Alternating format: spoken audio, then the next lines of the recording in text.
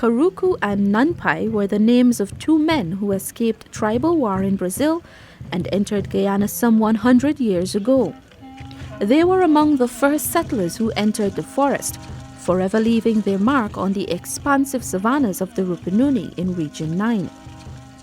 Karuku became Kanuku, bequeathing his name to the majestic range of mountains that divides the Rupununi savannas in two.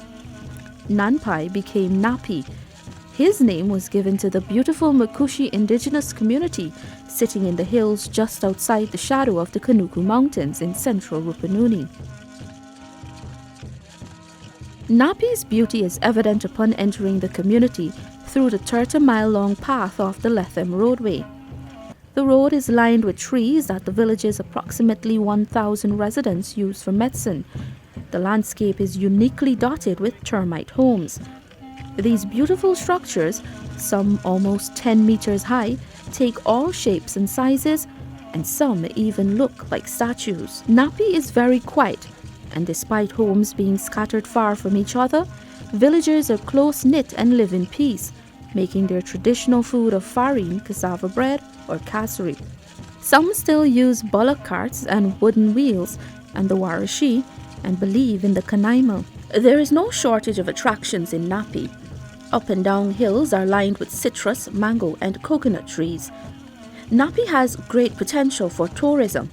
The community is blessed with two falls, the Nappi and Jordan Falls.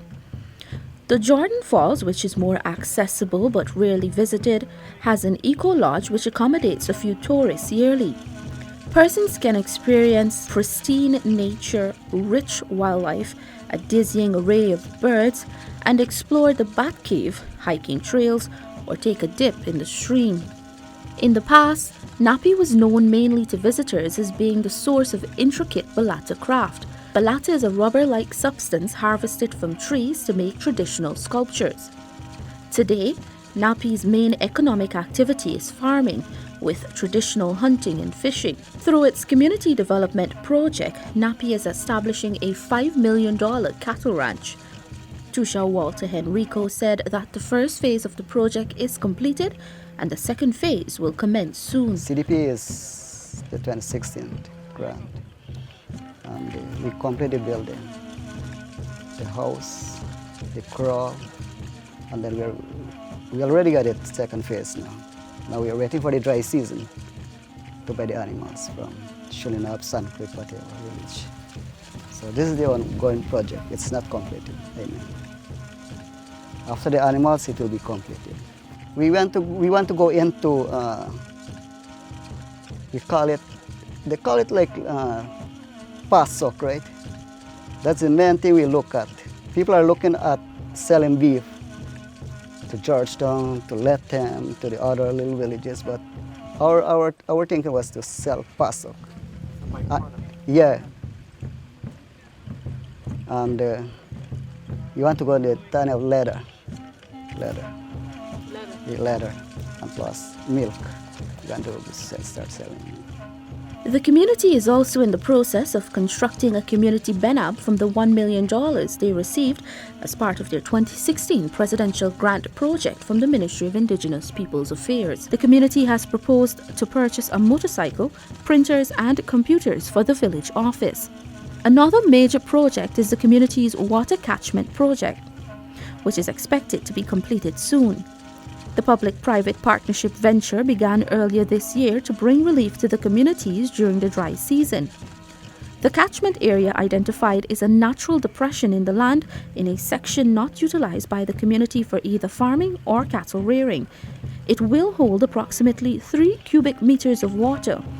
The catchment area, although not fully completed, has accumulated water from the heavy May-June rains. Tushao Henrico said this will bring relief to the villagers who farm and raise animals for their livelihoods. All time, every creek, every pond dries. So many centuries, years back, the old people used to go and fetch water by the mountain foot. And we got a pond there. Cows go there, they stuck there, and they die. So it's not only for livestock, then, people got to use the water. So when people say that we are going to use the water, it's not only Nappi. it's Parshar and Iowa is under one nation. So we're still planning with Parshar and Iowa, how could we work together now? Because most Parshar now fighting that is Nappi. Iowa saying this is Nappi because it is sent. I said this is we one. Yeah. So this is for livestock, and then we come into the plan now. You plan to do meat fishing? Yeah, this is what we are doing now, planning.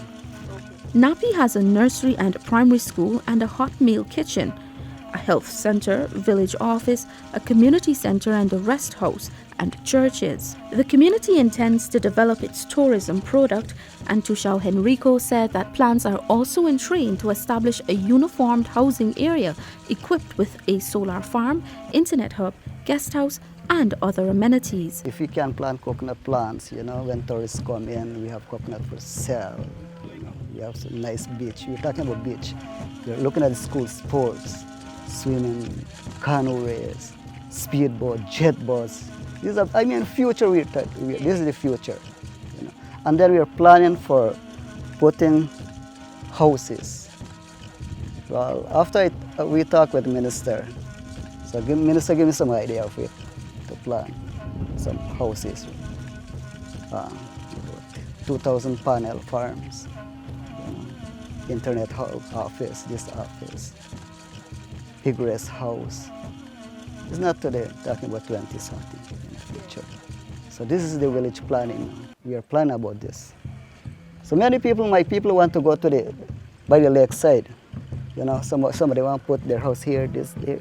But we don't want things like that. We want to, yes. So we're trying to go into the suburbs and survey the whole piece of land.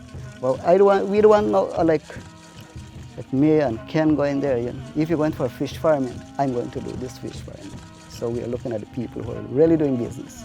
Improving opportunities and amenities in Nappi is not being done at the risk of the community's rich cultural history. Nappi's leaders are actively working to ensure it does not lose its heritage along the path to development.